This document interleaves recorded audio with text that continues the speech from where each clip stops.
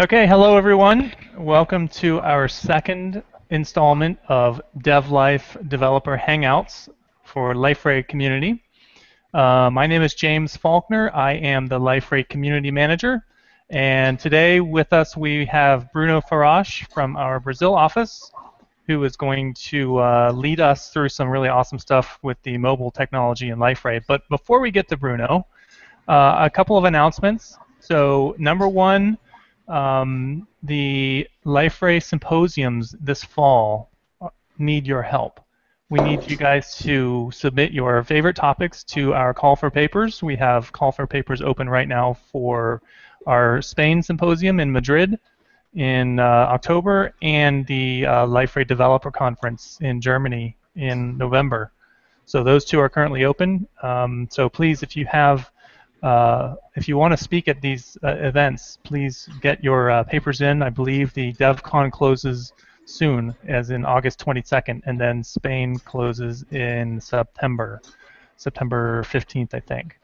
Okay, so and one more announcement before we get to Bruno. Our Marketplace app contest closed last Friday. We had a number of entries, so we're very happy for all of you who participated in that. And also, our community top contributors were announced yesterday, and we have three individuals. Actually, one of them is an entire team that produced a bunch of open source apps. So check out liferay.org and look for the announcement on our community contributors, and please congratulate them if you see them around our community.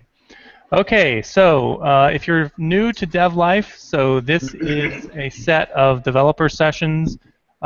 These are 60 to 90-minute hangouts. We're going to be talking developer topics.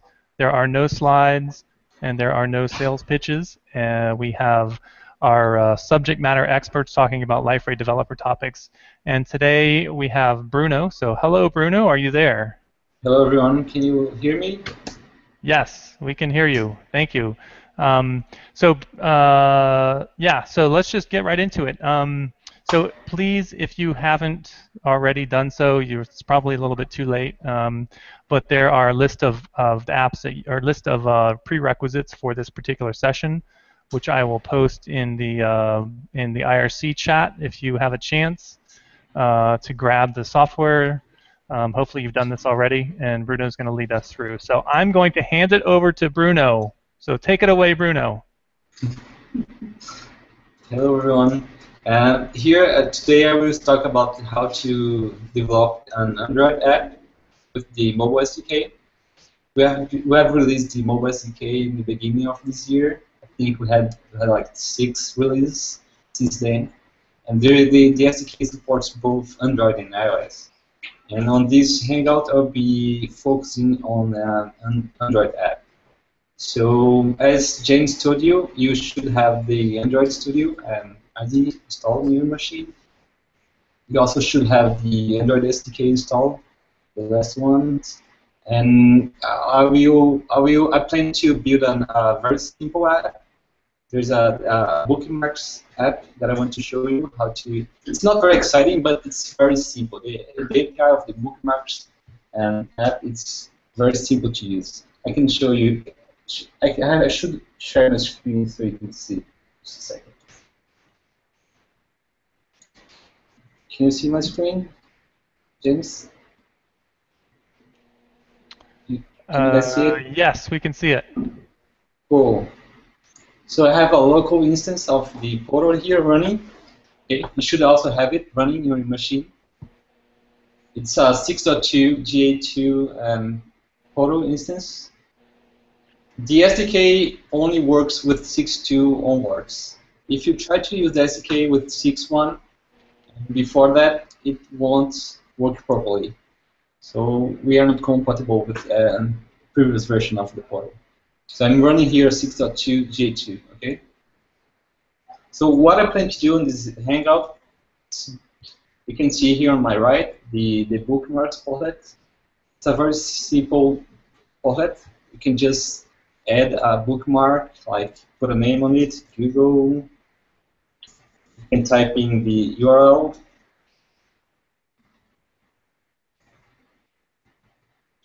that's it. You can add new bookmarks entries. So what I plan to do is build an app that will list these bookmarks here, and you'll be able to also to add a new one. And maybe we can do something else. So yeah, it's a very simple, as I said, it's a very simple app. I picked the simplest one because I just want to show the concept of how to use the mobile SDK. Right. Before starting the app, I want to show you the Liferay IDE integration that we have.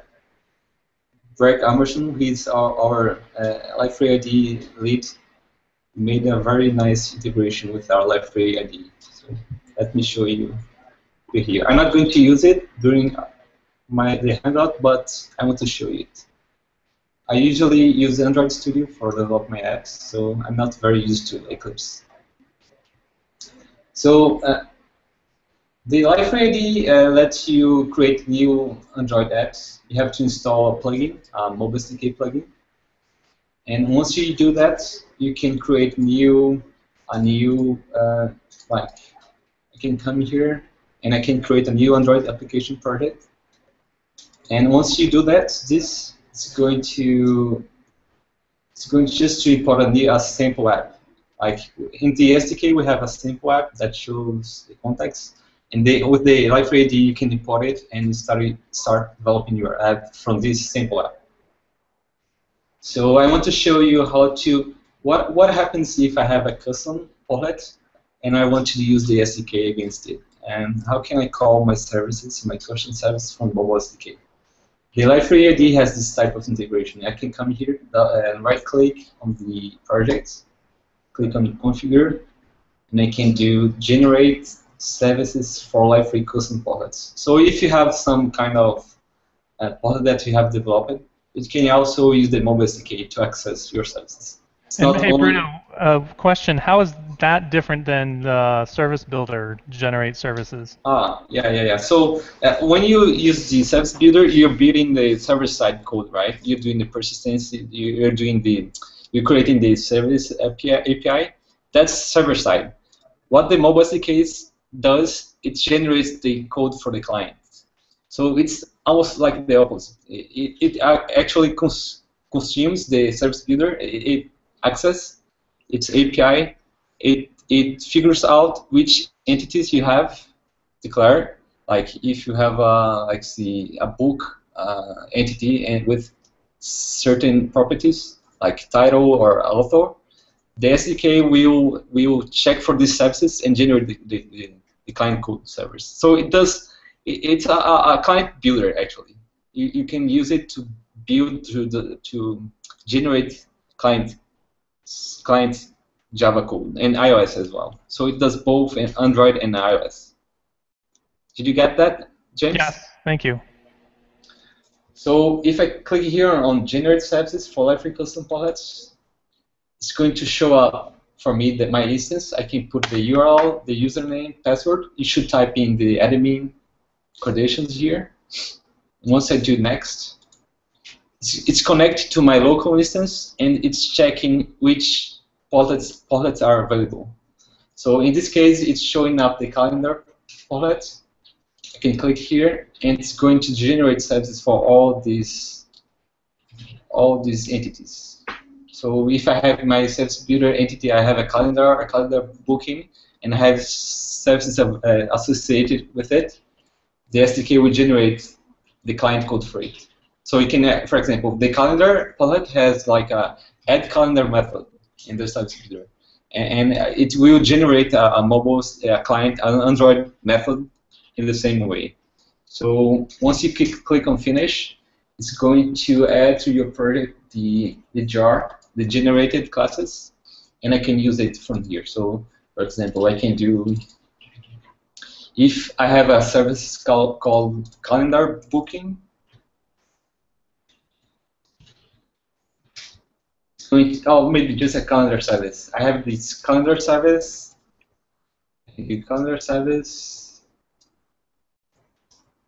and all the methods from this service builder will be available for me. I can add a calendar from my app.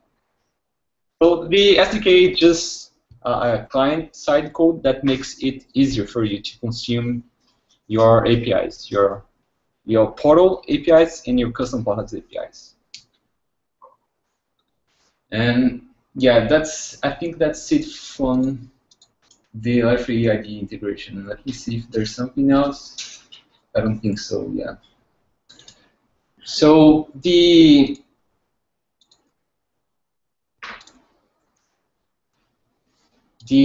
So that's not something you wanted us to do ourselves, right? That was just a demonstration? Yeah, just showing you how to generate custom services. I'm not going to use it during the talk, during the hangout. We also have this, I want to show you the GitHub page for the mobile SDK. It has a bunch of documentation there. If you go to github.com/liferay/liferay mobile SDK, you're going to see this page here. And it contains all the documentation about the SDK for both Android and iOS. So if I click here, on Android SDK, it shows you that we have an Android simple app. There's a link for it. So we have a simple app that it displays the contacts, the users from your portal. It's a good way to start developing apps. You can download this simple app and modify it, right? It also has some installation and documentation how to use the SDK in your project, in your Android project, and how to use its API. So I will be using it during the Hangouts. Okay. We also have a very nice forum. If you want to go to liferay.com/community/forums, there's a Liferay mobile SDK. You can put your question there if you have some doubts or anything related to Liferay mobile SDK. You can make questions there. I will try to answer it as fast as possible. During this talk, as James said, there's a IRC channel.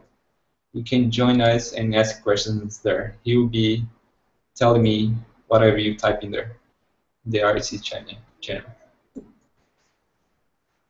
Yeah. So let's start the app. As I said, it's a very simple app. It's just so you can see how to use the mobile SDK and start developing your own apps. So I'm using the Android Studio. If you have it open there, you can click on File and New Project. It should show up this screen here, right? So I'm going to call it, like, the application would be called Bookmarks Manager. Next,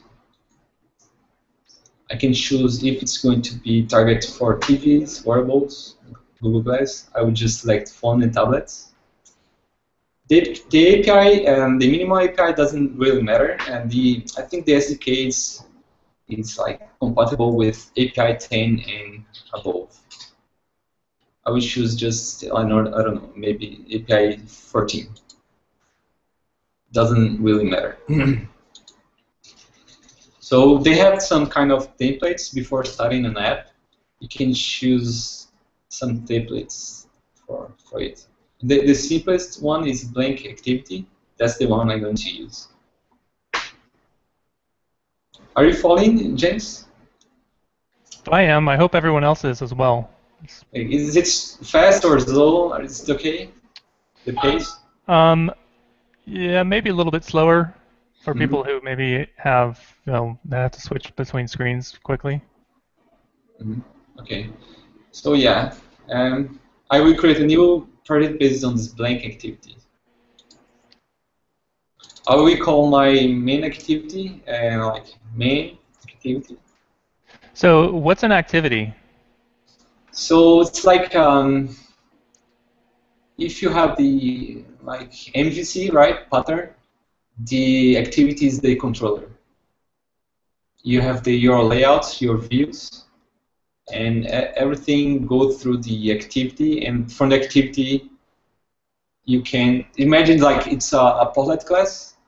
You can use to connect your database or use the SDK and display, get the data and display to your views. And activities are well-known constructs in Android applications, right? Yeah. Everyone who knows a little bit Android should be used to it. Activities and fragments. I'm going to use only activities on this one. Okay.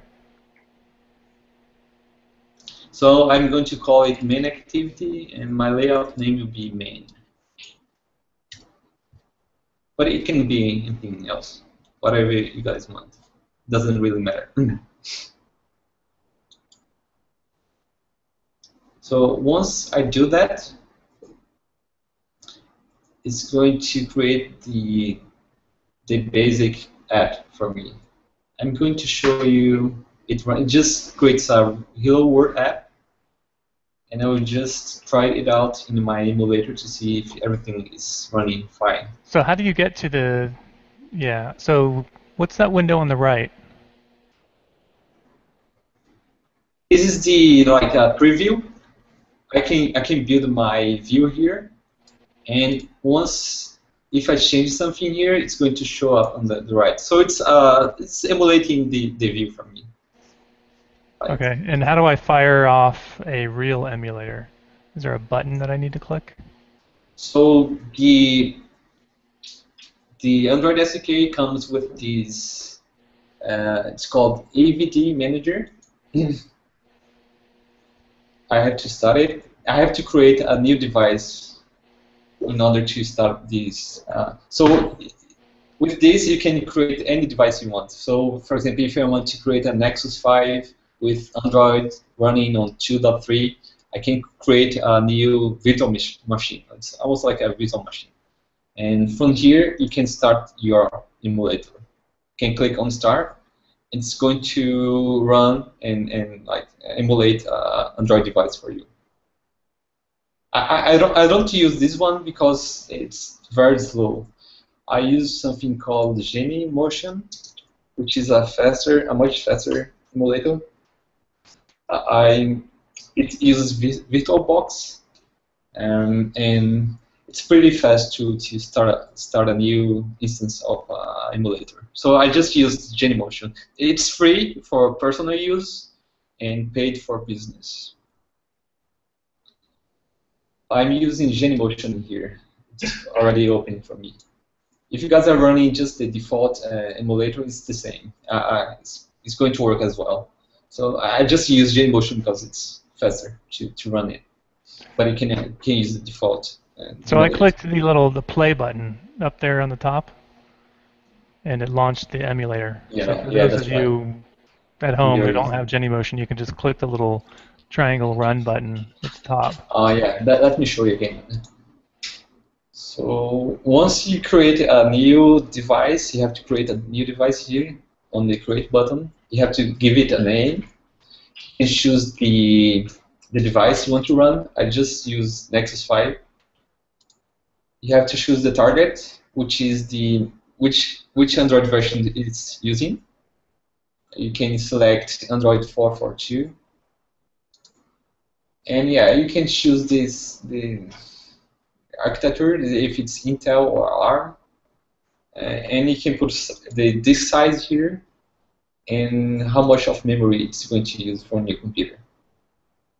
Once I do that, once I create the device, it's going to show up in the list here. And you can just click on Start and Launch. I'm showing you how to. So it's going to display the emulator right here in the center. But yeah, it's very, very slow, this emulator. That's why I don't use it. There are some ways to make it faster, like you can use the host GPU, and you should also use the Intel hardware. It's faster than the ARM one. Okay? So you guys can just start it and wait it for like 10 minutes to run. I have here Genymotion. I will just try if my Hello James app is working. Once I do, I just leave it open here, and I can click on the play button here in Android Studio. It's going to compile your app and also ask you to which emulator you want to deploy your app. Yeah, when I did it, I just said launch emulator and just clicked OK, and it just launched a. Cool. Yeah, there's also this option. If you didn't launch before the emulator, you can just click here on launch emulator and choose your device as well. But since I have Genymotion open, I can just choose a running device here. I click OK, and it should show up here. Hello, James, running over there. Okay. Is it up for you, James? Can you see it? Yes. Yeah, we see it. And that's the first step, right? Everything is working with this Hello World app. So the first step, we must install the mobile SDK in our app in order to use it, right? So we use Gradle. This Android Studio uses Gradle. You can use either Gradle in the Android Studio, or if you're using Eclipse ADT, you should use Ant as a build system. So Gradle uses, you can add dependencies to your project. So for example, if I have the mobile SDK in my Maven repo, I can just point to it, and Gradle will download my dependencies and install in your app and deploy with your app, right? There's a file called build.gradle. That's where you declare your dependencies, right? So the mobile SDK should be a new dependency. Okay, let me show you how you can add this dependency.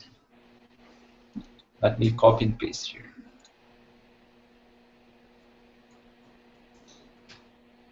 Can you put that in IRC also? Yeah.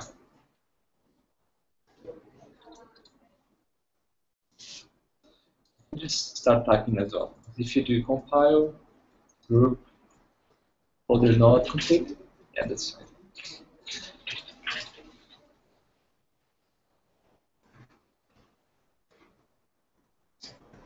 So you have to paste to inside your dependencies object in Gradle, right? I'm telling Gradle that the group name in the Maven repo is called com.liferay.mobile. The name of my artifact is Liferay Android SDK, and I have to choose the version I would like to use. So in this case, I'm going to use the latest version, which is 6.2.0.6. It's one of those releases we have here at the SDK. If you look in here in the releases page of the GitHub account, you can see all the releases we have for the Liferay Mobile SDK, right? If you're using the ADT and you just want to download the jar and start using it, you can just come here to the releases page in GitHub and download the jar for the Android SDK. You can just click here and put in your libs folder. Once you put in your libs folder in the Eclipse ADT, Eclipse automatically detects as a new dependency, right? But since I'm using Gradle, I can just come here and add as a new dependency, declare it here. So that means that you have the mobile SDK is in Maven Central? Yeah, I have in Maven Central and also JCenter, and also in Bintray. There's in a plenty of places. So if you come here in Gradle, the root Gradle file, build Gradle here, you can declare which repositories you're using for which Maven repositories you're using. So in this case, I'm just using JCenter, but you can also do Maven Central, I think. And you can also use Maven local, which you look up for your local artifacts, right? You can leave it just as JSON, it's fine. Okay, but the default, I don't need to make any changes. I just need to add that one line for the dependency. Yeah, that's right. It's actually here in all projects, repositories. So once I add this line here, Gradle, the Android Studio will tell us to sync the project. It's going to, what it's going to do, it's going to check for the dependencies and download it for your app. So if I do sync now, it's going to go to maybe Central or JCenter and download it, the jar file.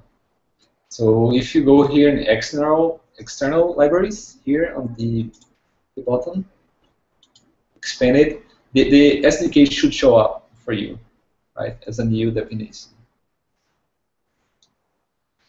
Okay.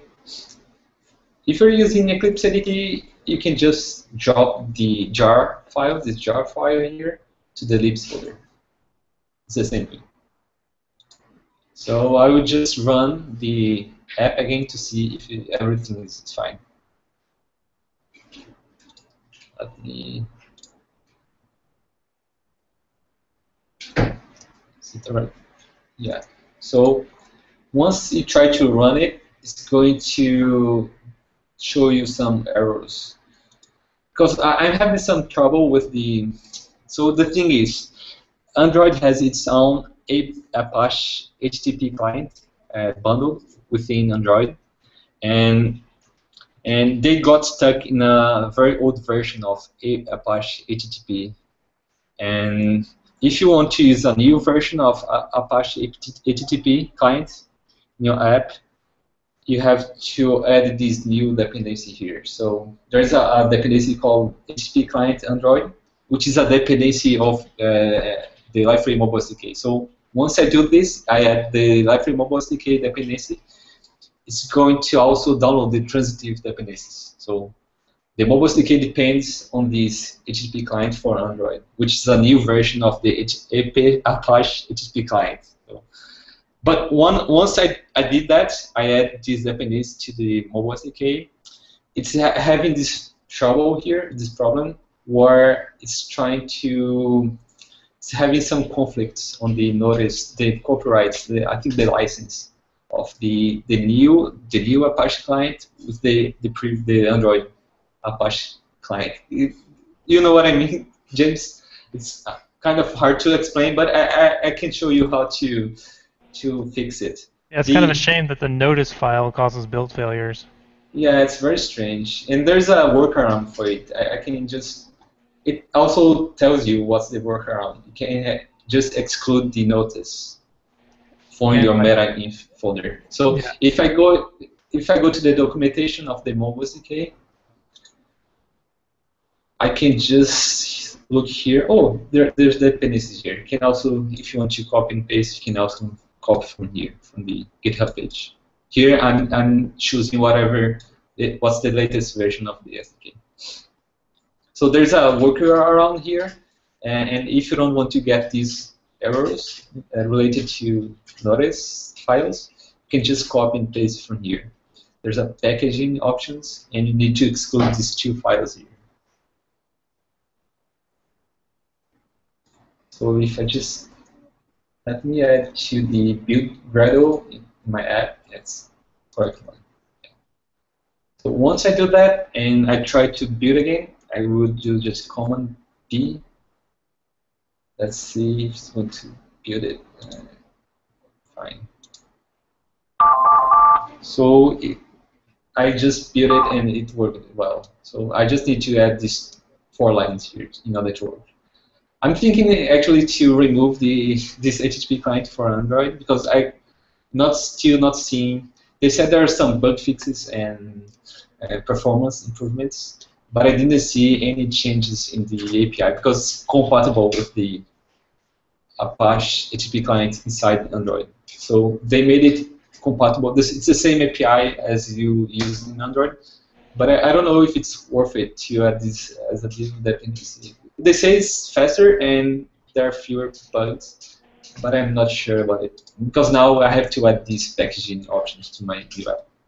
So Bruno, when I run the app using the emulator, where's the log of the app? Like, where do I see log output? So there's an Android tab in the bottom. Can you see it? Yes. And the console is here. It's called logcat. Okay. So every time I run it, it's going to, if there's any stack trace exception happening, it's going to show up here. But the problem we had before was related to building the app. It's not really related to running the app. So the build issue was showing up in this Gradle console here. So right. while it was building, the Gradle complaining about these noise and license files. So yeah, the logcat is where you see all the logs related to Android. You can also filter. If you just want to see the logs related to your app, you can just click here and also change the log level to just show the errors. I would just put in variables, which is it prints everything. So it's running fine now. That should be running fine, and that's it. That's the first step. We're just install the mobile SDK to my app. Once I click on run, it's going to package and compile my APK and put all the libraries inside, and I can use the mobile SDK inside my app now. And APK is the packaging format for Android apps. Yeah, it's like the binary file for apps. I just want to make sure for people who are new to Android altogether that they some of the basics. Yeah. Keep making these questions. Yeah, I always forget to explain it. Yeah. So yeah, that's the first step, right? Installing the mobile SDK. So as I said, the SDK is compatible with 6.2 only. Do not try to use with other versions. And the SDK is also compatible with Android 2.3.3 and up. So the first thing we want to make our app is to list the bookmarks entries, right? I have some of them here. I have 3 of them, and I want to list them in my app, so you can click on it and maybe open a web browser with the link, or just list the bookmarks entries I got in my applet, right? So this activity that we created in the beginning, the main activity, extends from activity, which is just a plain activity. You can just put it any view you want. You can Where is that file located in the file system? It's on there's an app folder in the root folder, and there's a source main, okay, Java, and there's the packages. You can also just do Command Shift R and type in the name of the activity, right? Yeah. So it should be this one. So we just basically have to find the main activity class. Yeah. So let me look here. So I'm going to show as a list table view, right? And this activity is very simple. Just display as a text view with the Willow James text. But I want to show a list of bookmarks entries, so I'm going to extend from list activity. So you should change from activity to list activity. Once I do that, this class will create like a table view for me, a list view. That's what it's called in Android. So I can show them as a table, right, as a list of entries with all the rows and everything. So I'm going to extend from list view, and the different kinds of activities you can extend from, I assume that's documented on the Android developer. Yeah. So yeah, if you go to Android, if you just type in list layout for Android, their documentation is very good. You can just browse they have plenty of guides and training pages. It's pretty nice, their documentation. So I want just to show a very simple list of bookmarks entries. And once for the list activity, I just need to create an adapter for fetching which is responsible for rendering each bookmarks entry in the table, in the list. So I can just create a new adapter and set the list adapter to my main activity. So let me just show you. It's easier. I can remove this set content view because I'm not going to use this main layout anymore. I would just remove this main layout. So let me copy and paste from my code here. Where is it?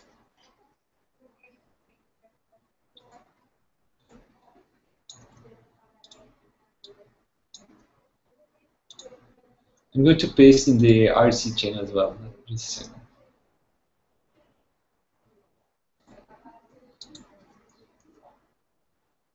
Can you see it in the RC channel? Yes. Yeah, just note there's a delay of about 10 seconds from when you speak to when people actually hear you. But the IRC is instantaneous, so. Okay. So just replace the set content view with this block of code that I just gave you.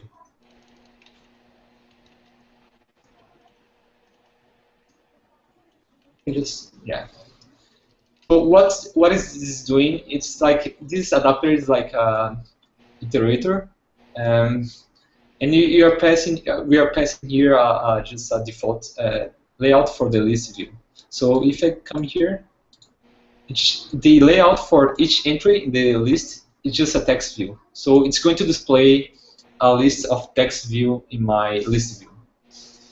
Not sure if it's easy to understand. You're going to see it once we run it. Where did that simple _list_item_1.xml file come from? So Android has a lot of default layouts that you can use it in your app. You don't need to create a new layout for your list. Oh, that's a part of the Android SDK? Yeah, that comes with the SDK. Okay.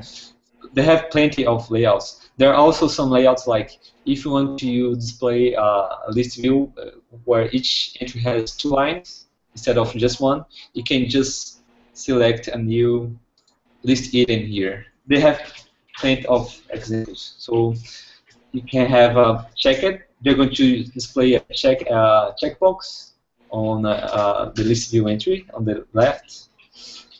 Yeah, they have plenty of examples. But we are just going to use the simple one, which just display a text view with the bookmarks URL on it. So that's it. I just create a new adapter, and set the list adapter to be this one, this new instance that I just created. So I'm choosing which type of layout I want to my list view for each entry, right?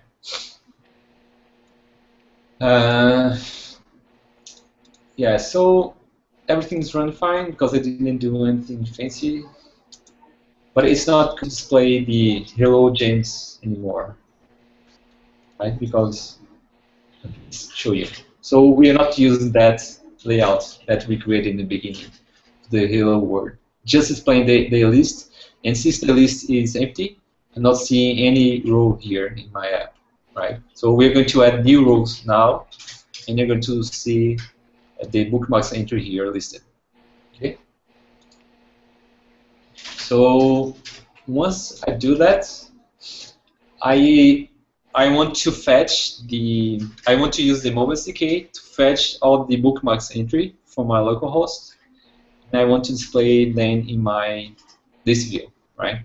So I'm going to do this on my onResume method of the activity. You can just type in onResume, and it's going to autocomplete for you the default resume method. So what happens is when the activity is created, there's a life cycle, right? As with portlets, we have life cycles. It's the same for activities.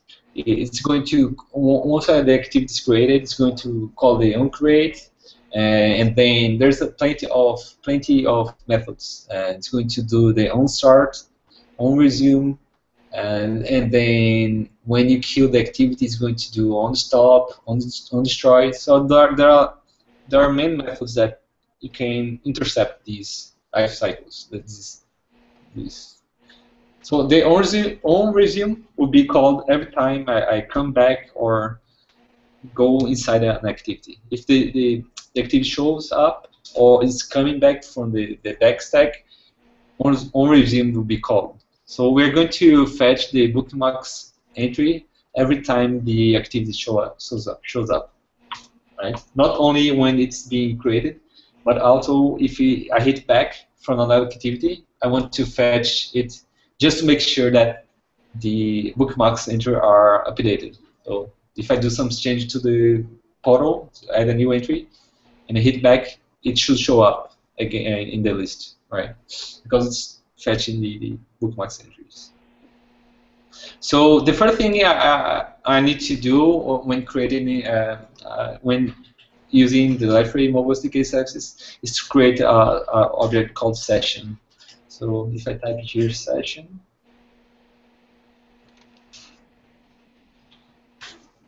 make sure you're using the session from Liferay mobile SDK, and I'm going to use the session import class. Create a new instance of the session, right? So this session here is responsible for setting up the credentials. So you need to pass the server you want to connect to and the user credentials. So every time you make a request with the mobile SDK, it's going to use these credentials to use the remote API. So your user must have permissions to use that API, right? So I'm going to type here the localhost IP address for my emulator. So if you have an emulator running and you want to connect to a local instance of Liferay, you cannot do this. You cannot just type localhost 8080. You have to do some. They use some other IP depending on which emulator you're using. You have to type in the correct IP address. So in the case of the Android default emulator, you should use this IP here.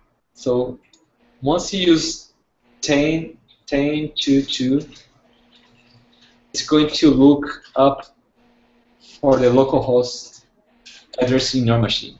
You know what I mean, James? Yeah, so it doesn't matter if you're on Mac or Windows or anything. If you're using the default Android emulator, you must not use localhost. You That's have right. to use Yeah. 10.0.2.2. Yeah, that's correct. Which is weird, but whatever. Yeah, I don't know what, because if you type in localhost, it's almost like you're running the server inside your emulator, right? Yeah. And that's not the case. Yeah, they're bridging this IP to your localhost in your machine. Yeah, I'm sure there's a good reason for it, but yeah. So the credentials I'm using here is just the admin credentials which is just the email address test@liferay.com, the default credentials, right? If you change it to something else, you must change it as well. Or if you want to connect as a different user, you can just type in. And if you change your authentication to like screen name, then you have to use screen name there instead of. Yeah, that's right. That's right. Thanks for reminding me, James. And SSO is not supported, I assume.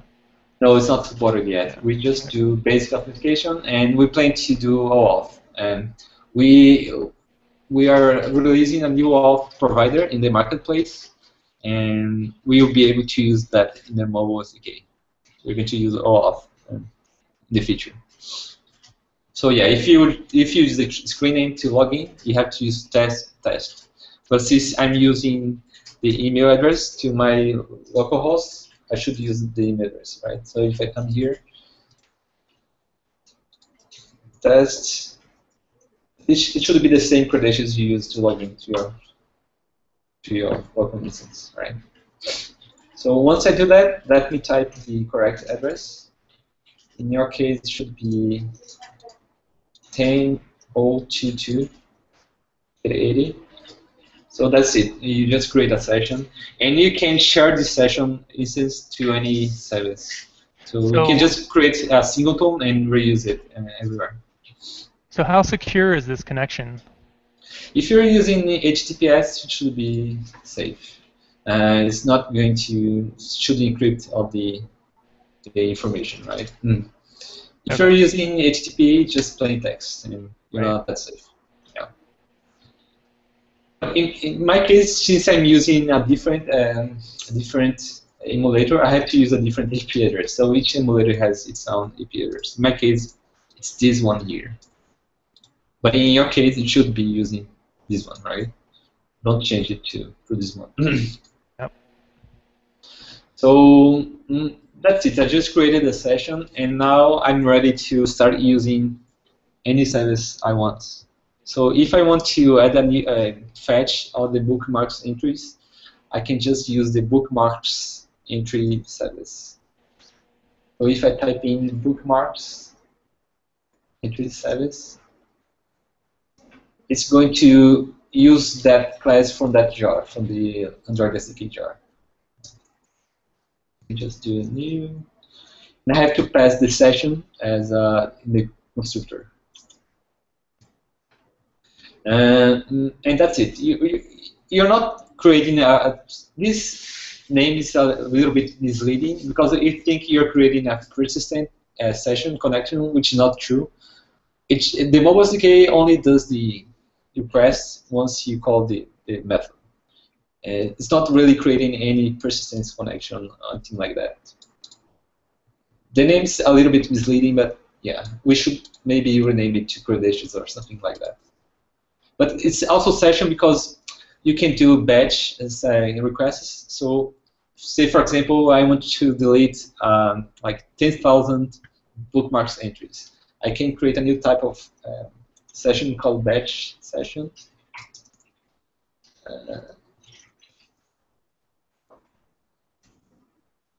And once I do this, I can do service delete entries and delete like 3,000 entries, and it's only going to call the request once you do invoke, right? Where is it? After the session, batch session invoke. So if you want to do a lot of many calls at once, you can just use the batch session. But since you are not going to use it, I will just use I just showing you which type of sessions we have. We have session and batch session. Session is just for making one call, and that's it. Batch session is when you want to make multiple calls in just one request. So you can save a lot of bandwidth. Instead of like making 10,000 delete requests, you're just making one, deleting all the 10,000 entries. You know what I mean, James? Yeah, so Bruno, here's a question on IRC about if you have a custom service, how does the SDK know about it? So if you have a custom service, and let me open that project again in the Eclipse. So typical custom services are created in Eclipse through Liferay IDE or Developer Studio. Yeah. You can also create from command line. I prefer to create on command line because it's faster.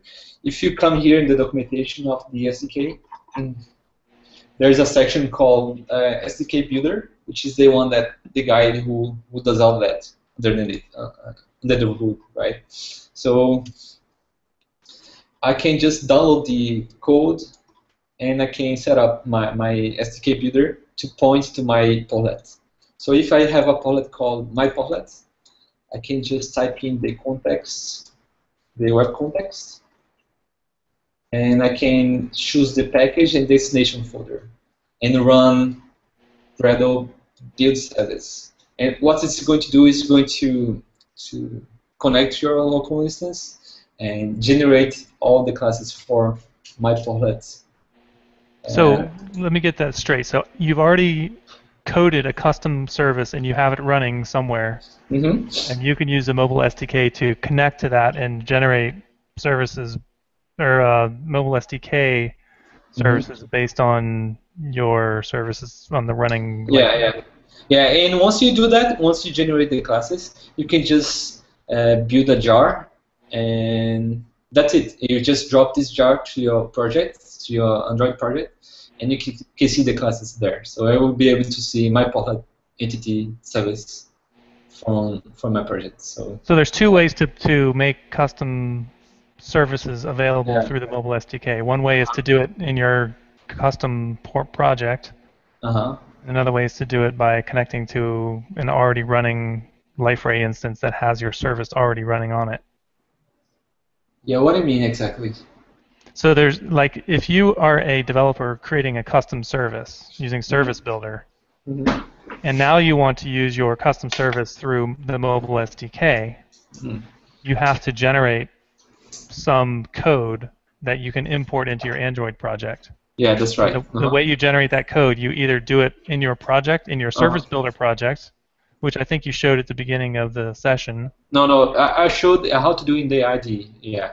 There are two options. Yeah, doing in command line with the SDK builder, or doing it through that IDE integration that I showed you in the beginning. Right, and so then there's really three ways. You can do it through the command line, you can do it through Liferay IDE, or you can do it by connecting to an existing Liferay server that's already running. No, not the third option. There's no third option. Yeah, it's only those two options: command line or Liferay IDE. Yeah, the service builder only generates code for the server, right? Right. It doesn't know anything about the mobile SDK generated builder. Right. Yeah. There's only two options actually. Okay. So if I click here on generate services, I can choose again the portlet, right? In this case, calendar. And once I do that, it's going to generate the jar file. So it's going to call it Liferay Android SA custom, which has only the classes associated to my portlet. So can I expand it? Let me see. Yeah, so it's going to generate all the services for my entities here, right? And you can just drop your jar to your libs folder in your Android app. Because when I set up this new project here in Android Studio, it also adds the libs folder as a dependency folder. So everything you put inside the libs is going to be used as a new dependency. So I can just drag and drop this jar from the custom portlet that the IDE generated for me. Is it clear? Yep. I hope so, Austin, that is a clear explanation. You basically have to generate a jar file from your custom service and drop it in your Android project. Yeah. And you can either do by the Liferay IDE or do it in command line using Gradle. So you can just do Gradle jar, and it's going to package as a jar, and you drop to your. So you have to use both the mobile SDK and your additional jar, because the mobile SDK has all the core classes, and your custom jar has only your entity services classes. Okay.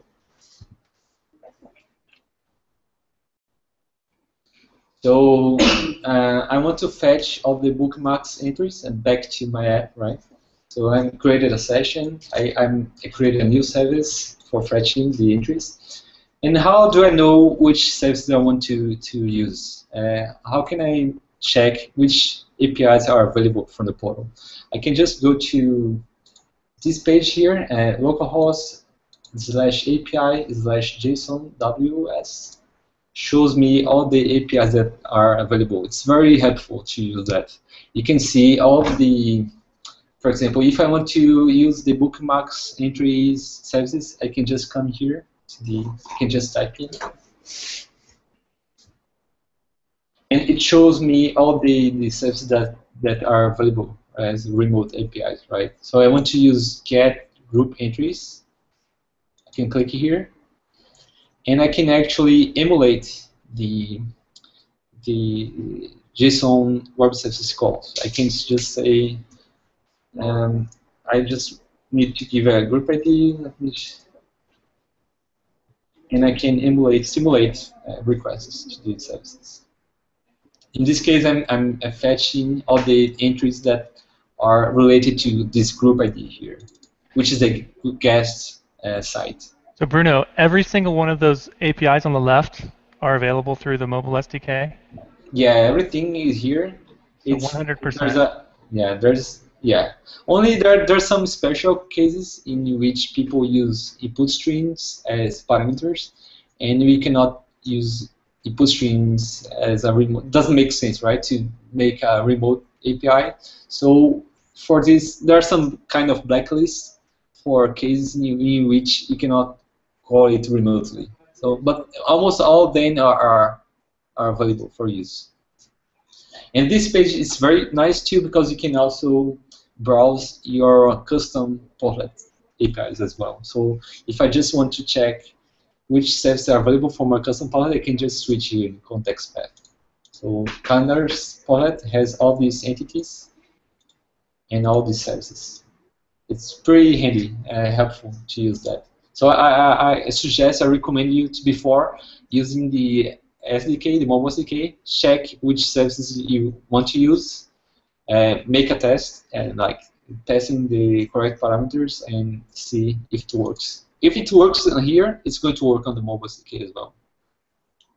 And if they're in a different context path, do you have to specify that in the URL somehow?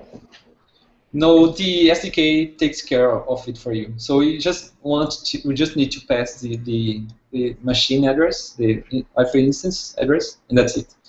The SDK will, the bookmark service will use the correct path, Okay. the portlet path for you.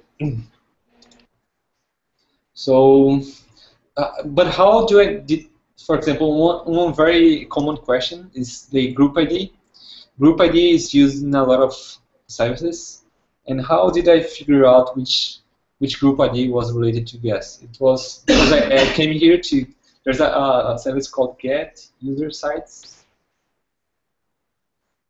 that I can run it, evoke it without any parameters, and I can see all the group IDs that are available. In this case, since I'm putting all the bookmarks entries in the guest site, I can just come here and look for guests, and I know which group ID I want to use, which is 10184. Each Liferay instance has its own group ID for guests, so you should check which group ID you want to fetch your bookmarks from. And I think you can also get that through Control Panel, if I'm not mistaken. Oh, really? Oh, Yeah. do you know where is it? It's under Site Settings, I believe. If you go to Admin and then Configuration. Click on, yeah, you can try. Click on Sites. Yeah, there's a site here. And then for Liferay, go to Actions, or just click on it. And say Site Administration.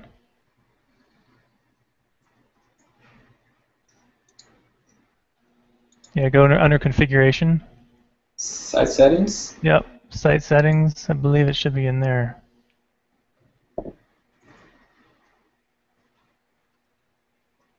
Yeah, this one here, right? Site ID? Yeah, cool. Yeah, it's very nice. I didn't know. So yeah, and you can just try. Since I will just try the bookmarks entries here again. Just I want to get all the bookmarks entries from this guest site, right? So I can just use get group entries. And first start and then I can just use, this is for pagination.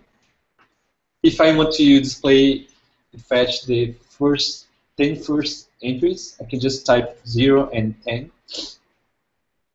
and click on evoke. It's going to list to me all the bookmarks that I want. Right? So it displays to me all the results, the JSON result that you get. It also has some JavaScript you can copy and paste in your portlet, and it's going to do an AJAX call, right? You can also do it from command line. So I can just, let me show you.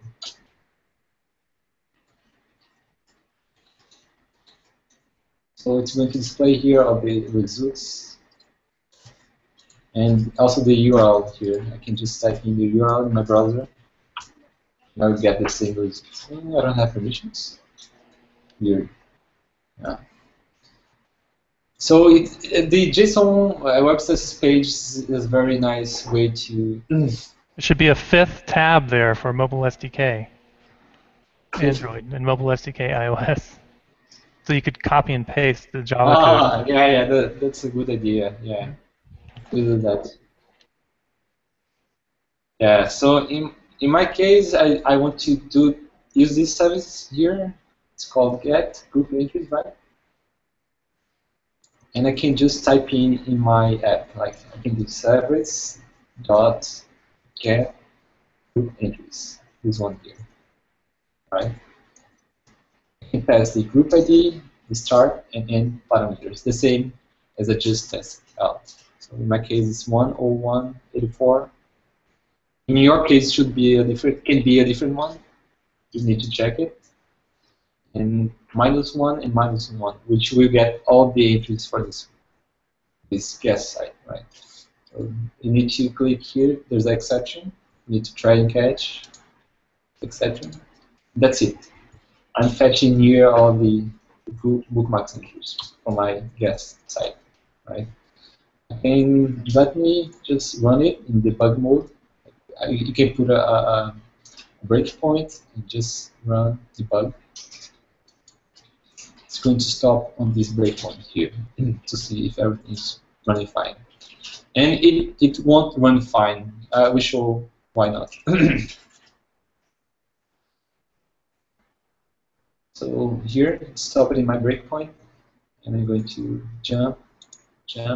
And once I do, since I'm setting any callback to the session, it's going to do a synchronous call, a synchronous request to my instance, to my Liferay instance. And the problem is that Android doesn't allow you to make requests, network access, from your main UI thread. And you need to do it from a different UI, from a different thread in the UI, right? So, because if you do this, it means that you're going to lock your UI, and the user won't be able to do anything with your UI. So that's why you need to make requests, use the network. The operations that takes longer should be made in different threads. Otherwise, it's going to like how can I say it? It's going to lock the view. The user won't be able to interact with your app, right? So the Android will tell me that you cannot do network on the main thread, right? You cannot do network access from the main thread. So that's where you can use callbacks. The SDK have this thing called callbacks, where you can set a callback, and your callback will be called once your request is finished. So if I was doing this, not in activity but in a different thread, I wouldn't have any problems, because I'm doing a synchronous call from a different thread. There is no issue on that. The problem is that I'm doing a synchronous call, a synchronous request from my from my main thread, right? So, but if I was using in a different thread, I could just type in a JSON array and get all the bookmarks from here. So this is going to wait until the request is finished, and it's going to return all the bookmarks. But since it doesn't work because I'm using for an activity, I have to create a callback. And it's very simple actually to create a callback. I know that the results for these methods are a JSON array because it's fetching all the bookmarks from it. But I can also check here what's the return type for it. It's a list which translates to a JSON array, right? So I'm going to fix that problem now. The way to fix it is create a callback. There are plenty of callback implementations in the SDK, and you can just implement a generic callback. But the best way to do it is to get to know which is the result type, and knowing that, create the specific callback for it. So there's a JSON array, a syntax callback that you can use for this case. So if I was if the method was returning just a JSON object, I could use the JSON object asynchronous callback. But since it's written in JSON array, I can just do JSON array asynchronous callback, right? So you can just also just use just a generic. I think there's a one for generic something. I could use that, but since I know what's the return type, I'm going to use the correct one. It will make things easier. I'll show you why. I'm doing a JSON asynchronous callback.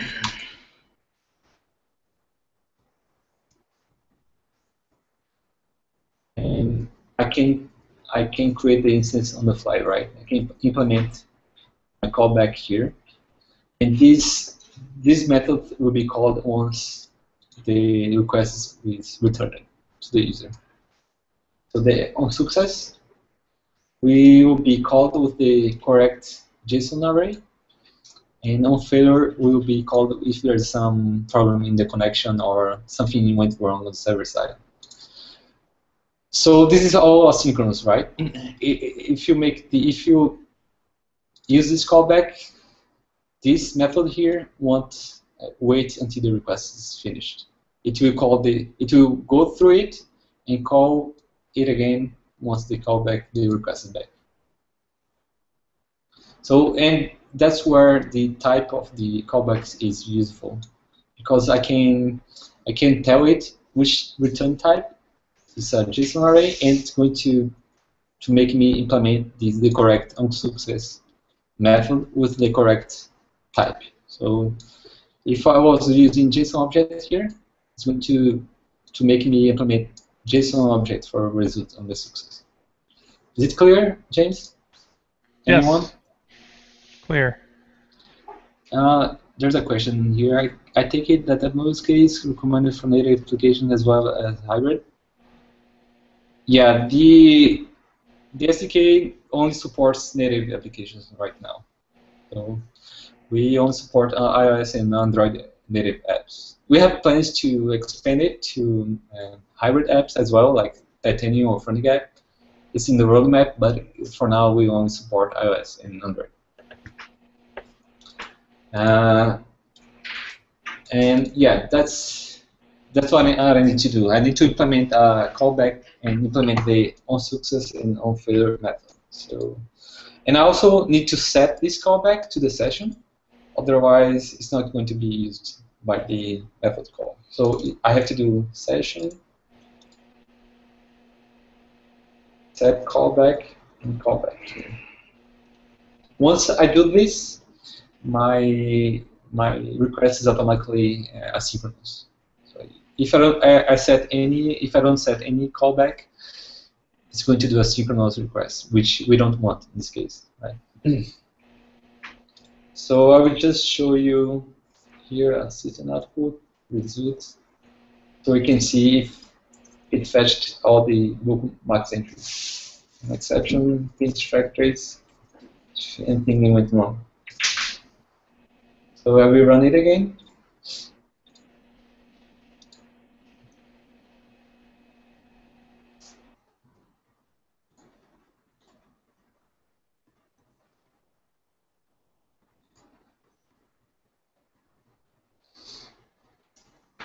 So it's creating a session, and my callback is called if there is a success, right? With all the results I wanted. So it's displaying here all the 3 bookmarks entry that I've got in my localhost, right?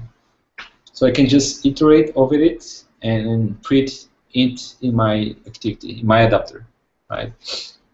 So that's what I'm going to do now.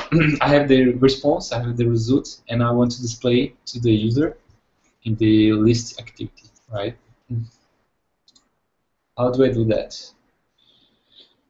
You have to get this adapter again, and this adapter has a method called add, and I can just add the results to my adapter. So I will iterate over all the results and add to my adapter, and the adapter will be responsible for printing these entries in my list. Okay. So how do I iterate over JSON array?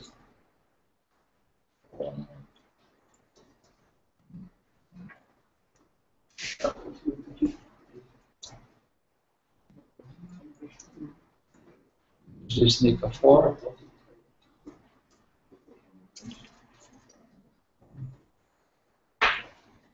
Each result is a JSON object. It depends on the results. There are some, if you're returning like integers array, it should be array of integers. So, but since I know I'm returning a lot of array of JSON objects, I can just do get JSON objects with the index, right? With the I. So this is a bookmark entry.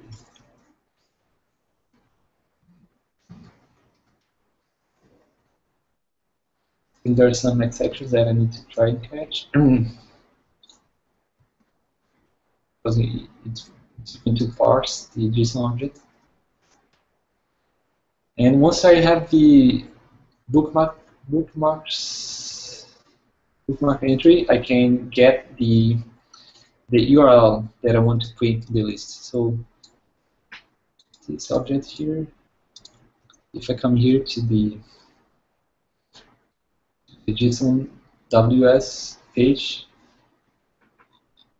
I can see all the results here. I want to display this thing here. I want to display the URL for my bookmarks entry in the list. So I just get this attribute from my JSON object. I will do just bookmark entry, get string, URL. So I'm fetching the URL for this entry, right?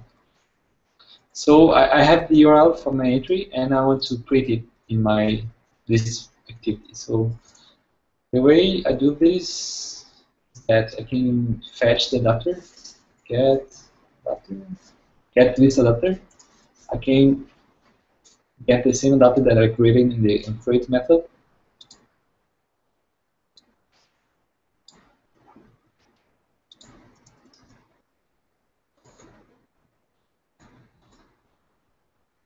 I have to cast to array adapter.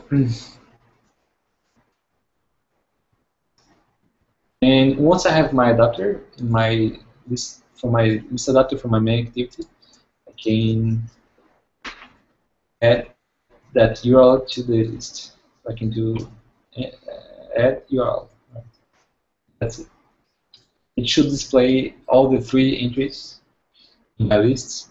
I'm fetching it. I'm getting the URL and then adding to the adapter. Let me run again. See if everything is fine.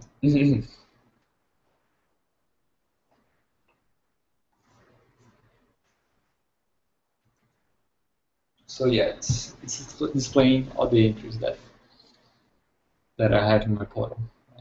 It's pretty easy, right? So what else? I printed. Do you have a time and chance to show something else? Sure. So I'm displaying here the JSON objects. I would like to create a new one. How do I do that? I'm going to create a new menu called like add bookmarks, and do the same thing. Call the mobile SDK with the entry, and I'll be able to create new bookmarks and display them here. So how do I do that? And there's there's a menu called. It created for me a new layout for the menu, and where display you can change it. You can change the layout for the which items you want to show in your menu. So I want to show here add bookmarks entry here. I can just change it, this one here to call main XML. You can open it, and it's going to display here the preview as well. So as I type here, it should something. Okay, you can do add bookmark entry.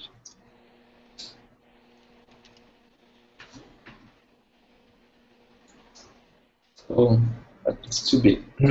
Add bookmark. And it should show up here. Menu.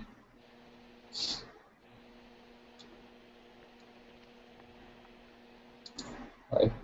And once I call it, I want to display a dialog with the input text field. So you can type in the URL, and we can, from this, with this URL, you can create a new entry in the portal, right? I'm going to do this now. I'm going to create a dialog and with a edit text field.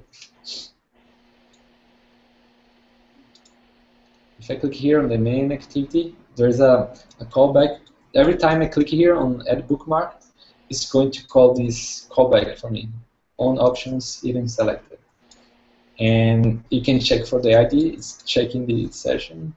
I can make it different here.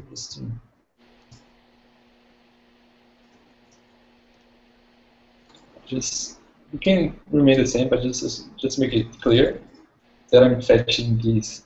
Once you click on it, it's going to call this callback here. This if, right? So I want to display a dialog with the input text. So you can type in the URL and hit OK, and it's going to create. I have the code here already. I'm going to paste in the RC channel.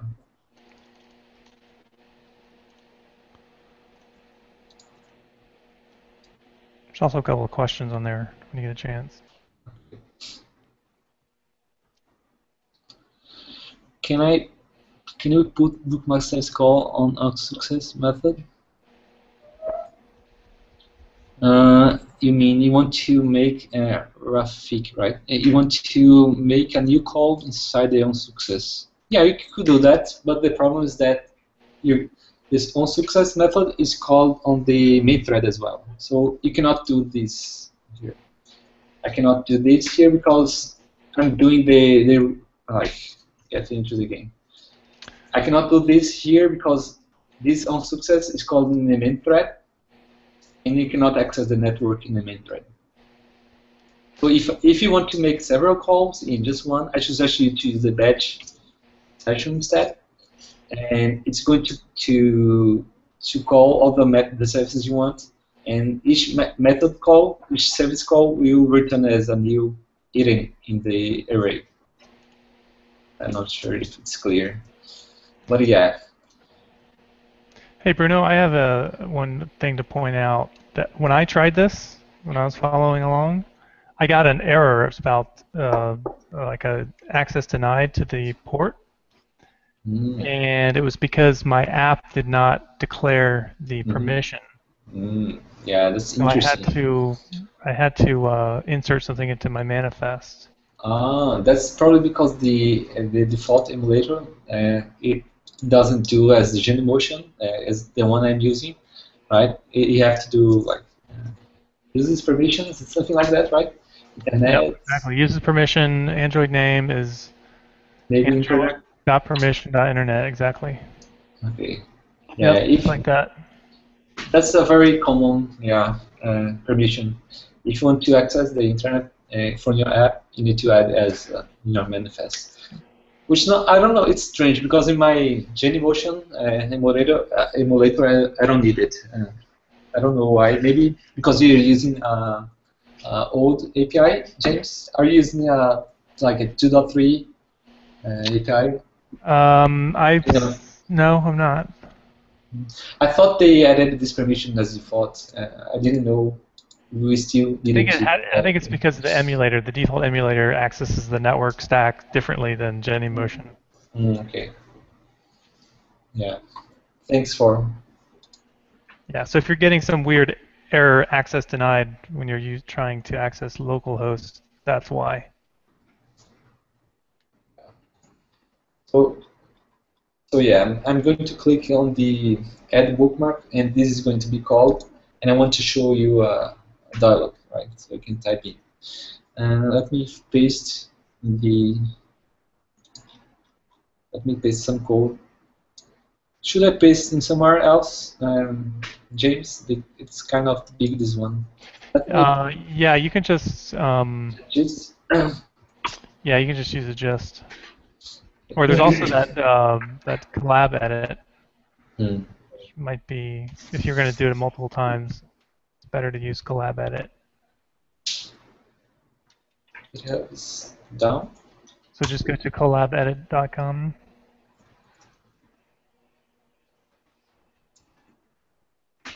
LLABEDIT. There you go. And just click on create a new document. And then paste that URL into IRC. My name.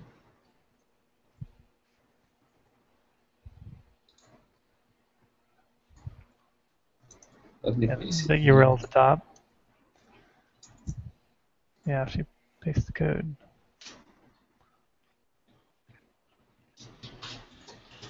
And I should type it in the RC channel, right? Do I need to save it? No, it's just automatic. Okay.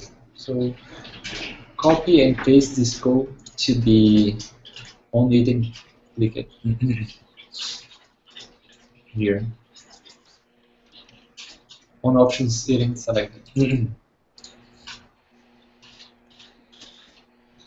Now to do all the imports. If you hit command 1, it's going to do all the imports for you. So just click on the text, do command 1, and it imports from you automatically. So I'm creating here a dialog with a title, a message, and I input text. And I'm going to display it. I'm going to type dialog show, and once I click on add create bookmark, it should show up this dialog here, right? So I'm going to run it again. Don't forget to do dialog.show.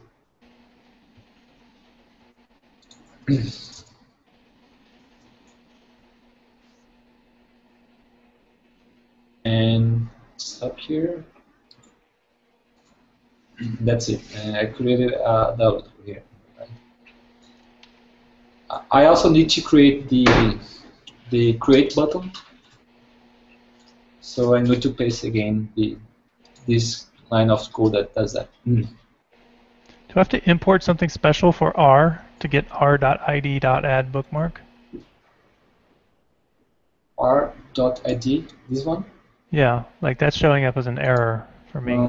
It should use the R from your app. Are you using the Android R or your? Because what we did, we changed the ID in my main XML. Before it was this one, action settings. You can also use it. Yeah, you can just use the previous one. It's easier. I see. Okay. Action settings here. It's the same thing. Yeah, so it's showing up the dialog, and I want to add a button here that shows create, and once I click here, I'm going to call the SDK to create that bookmark, right? So I'm going to paste to you the code that does that again. Just a second.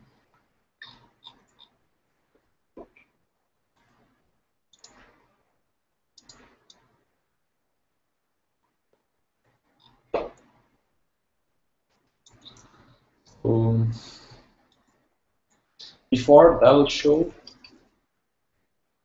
I think this is too big. Let me make it smaller.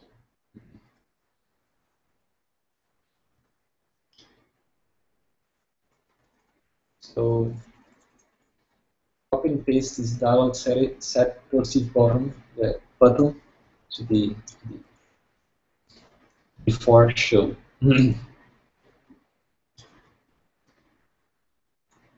The necessary imports. That's it.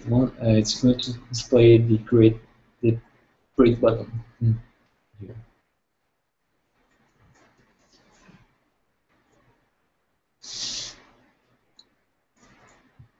So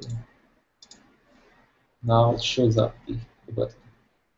So once this button is clicked, it's going to call the onClick method of the listener, right?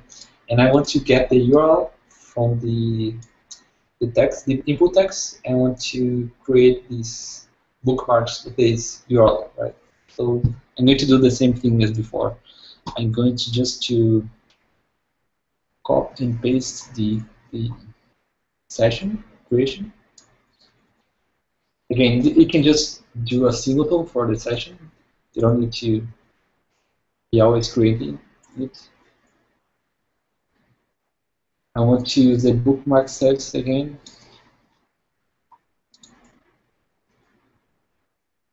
And I want to call service.addEntry. The correct group ID, the same group ID as before.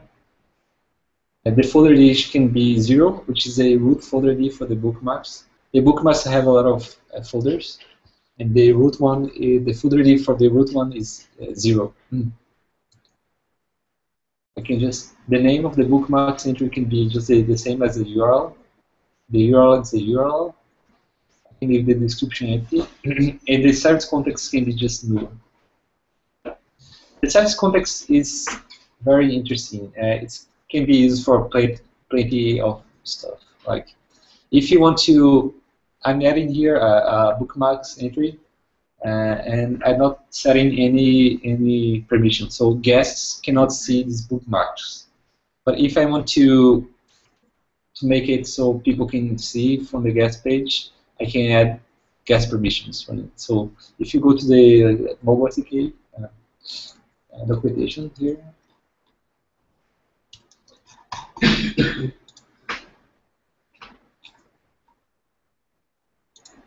it tells you how to use the service context object. So you can do, you can pass these add group permissions to true and pass the service context to it. So if I do this, you don't need to do it, but I will do it just to show you. What is this? Exception. I won't do that. Let me just delete it. Let's just use new. That's it. Private cache. But if you wanted to do some, like, set some attributes to service context, you can just use this JSON object router here. Right? And also the SDK supports a lot of parameters types. Like, if you want to, there's a API that accepts files or byte arrays. You can use it to upload binaries with the service API. So we use that on sync. So if you want to upload a file to sync, we use this method to upload the file and add the file to the document library comment, right? And the JSON Web Services not only supports primitive parameters, but also complex parameters like binaries and upload and everything. It also supports progress, so you can create a progress bar with the upload progress. Yeah, so you should take a look on the documentation to see everything that is permitted.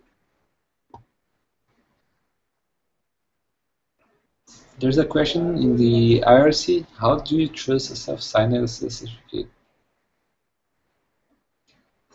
Oh, yeah, that's a problem in Android, and they don't. Craig is asking, how can you trust a self-signed SSL certificate in Android? So that's kind of hard to do in Android. They make it very hard for you to accept it. But there's a web page where they explain it.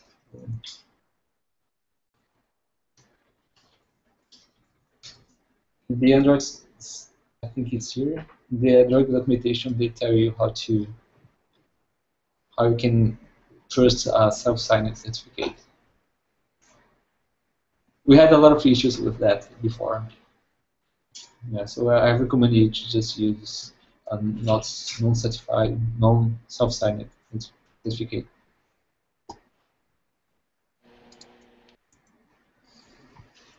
So I'm adding the entry, but once you click on the create dialog, but here I'm in the same. I'm saying the same. I'm having the same trouble, right? I'm making a synchronous call from the UI thread. So again, I need to create a callback for that. This time the callback is not JSON array. It's a JSON object, a syntax callback, because I know that this method here at the entry returns a JSON object, not an array. So once, if you add a bookmarks entry to the bottle, it's going to return the object that you just added to the bottle. So I can come here. I'm going to create a callback for it. I can do JSON object syntax callback. The same thing, right? And as you can see, the result type is JSON object now. So let's see.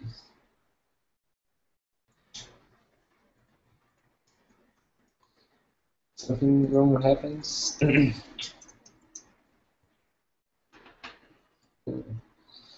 And I need to set the callback to this session, right? So let's see if everything goes right.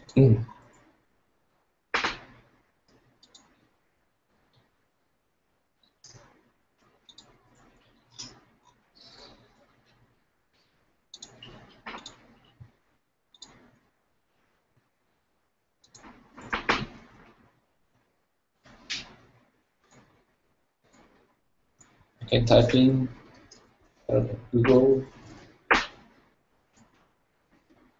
and the onClick method will be called. It's going to fetch the URL from the input text, google.com.br, creating the session again,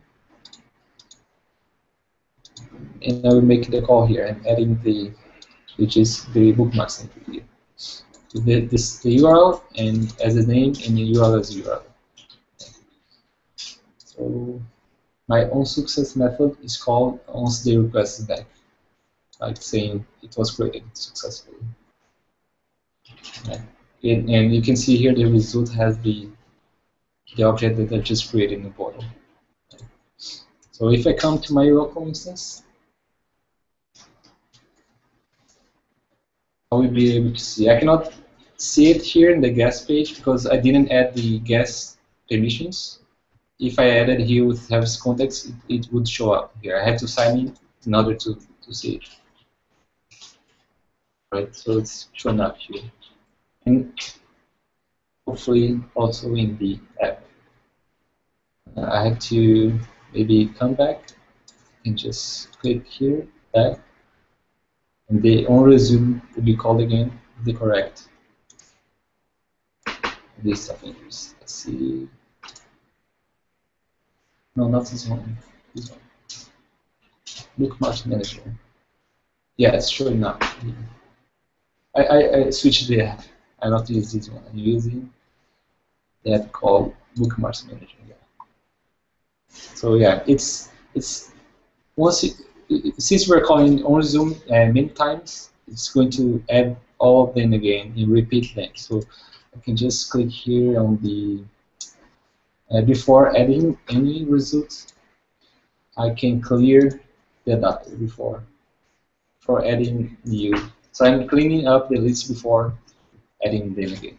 Because I'm running it the onResume many times, it's like adding up duplicate entries, right? So it should show up only 4 now.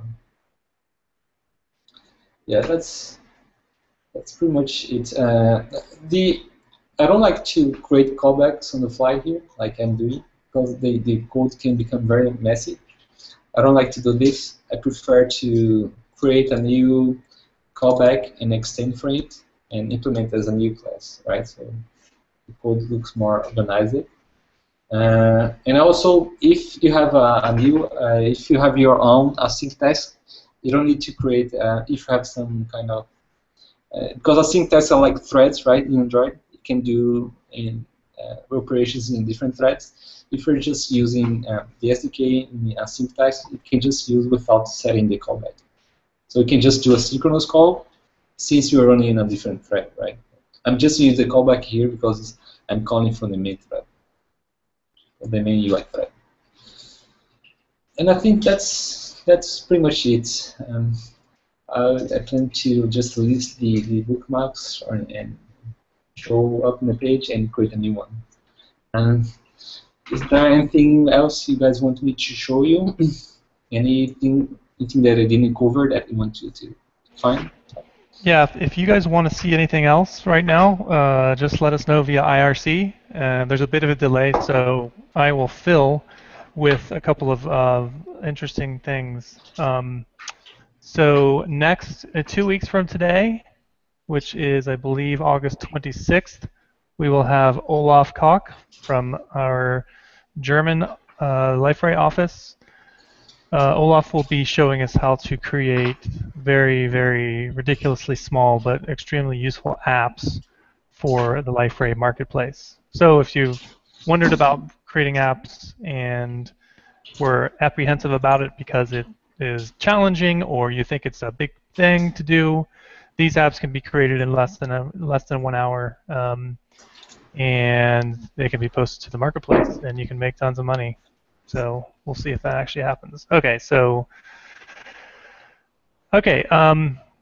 so if that's it, so again, 2 weeks from today we'll reconvene with Olaf. So I wanted to thank Bruno. Thank you very much, Bruno, for spending the last 100 minutes with us, showing us the awesomeness of the mobile SDK. Yeah, so if you have a chance to attend any of our upcoming events that I mentioned earlier, like the Spain Symposium or the North America Symposium in Boston, or a developer conference, you can see not only this in action, but many other features in our mobile story for Liferay. We're planning a workshop for the North America Symposium. We're going to... so we'll have a workshop, and we'll also have a workshop at Spain Symposium as well as a DevCon. So so in that workshop we'll be doing mobile SDK awesomeness, hands-on, instructor-led, and you'll learn a whole lot about exactly how to build mobile apps. So here's a question for you, Bruno. So how much of this that we talked about today applies to iOS? It's the same thing. It's, everything that I do on the Android SDK, I duplicate on the iOS. So every feature that I do on Android, it's the same for iOS. We are matching the features. Okay, but you're not writing Java. You're writing Objective-C. Objective-C. Yeah, that's right. Yeah. Okay. Okay, so yeah, thanks again, Bruno, and thank you to all of our viewers. Again, this is recorded, so automatically will show up on YouTube in about 5 minutes from now. If you want to go back and check out any other parts, and if you have any other questions, you can join our IRC session. Or we have a normal IRC channel, which is #Liferay. Kind of a funny name. So we have a lot of people that hang out there all the time instead of just during these sessions. So go check out the Liferay room on IRC. You'll find some experts there, including myself and Bruno. Well, maybe not experts, but people that are familiar with Liferay. Let's put it that way. So yeah, so thanks again, and we will see you in 2 weeks. Thank you, everyone. Oh, actually, hold on one second, Bruno. There's one more question. Yeah. Permission checker checking before adding a bookmark. Oh yeah, that's so we have this problem where it's not clear if you have permission to add a bookmarks, right? So what we do in mobile SDK is that you have to try first to see if you can add an entry, to see if you get an exception or not. If you get a permission exception, it's because you don't have permission to add a new bookmark. So we're planning to improve the remote API, so you can prevent that. You can just check if you have permission before Edge displaying that creates bookmarks button, right? So we are planning to improve the permission API, so you can check which permissions you have before calling them. Right now we have to call them in order to figure out you don't have permission to add a new bookmark. Clear? Is it clear? Yep, I think so. So thanks for the question, Rafik. And I think we'll close for now. So thanks again, Bruno. Have a good afternoon. And everyone else, Good morning, good afternoon, good evening, wherever you are. Thanks for joining our dev.life session, and we'll see you in 2 weeks. Yeah, Bye-bye. thanks. Thanks very much. Bye.